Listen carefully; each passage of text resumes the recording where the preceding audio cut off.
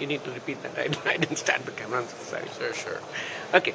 A little more concrete on designing management. How do you see, Sure. yeah, A little the more impact concrete. of design on management? Well, I think that We are the visitors. we're visitors now. We're playing with each other.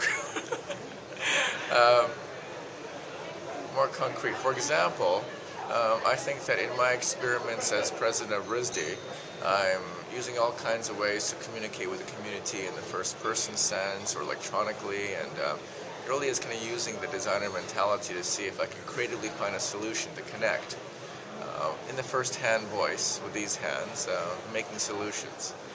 Has it been successful? So. Cool. Tim, 2 minutes. 2 minutes on what? Okay. Designing management. What's your view on that? I think you can design management processes rather than design management. Okay. And at least that's been my experience when I've tried to think about how to turn leadership or management into a design project, which is what I naturally try and do with everything that I do. Then I find myself generally working on the processes, but based on understanding the people. So of course, as one always does with design, but the things you end up tweaking or changing are how we do things rather than who is doing it. So and that's very helpful. Thank you. Can I catch you? Okay. So, Okay. Jens, tell me about designing management. Yeah, well, so I think it's a question of the perspective, to be able to see management as something tangible. So basically, I would go back and look at some of the main issues at hand and see if you can kind of reshuffle systems. And there would be a lot of prototyping. So basically, see how these new incentive structures work.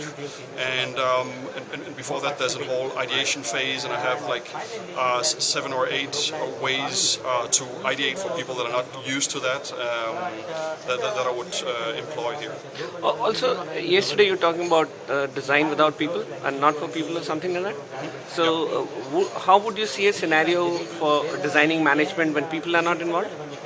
Yeah, So so it's not that people are not involved. It's just that what you design to is not necessarily people as evolutionary creatures, but rather ideas as evolutionary entities. So there's a whole evolution of ideas that don't care much about people.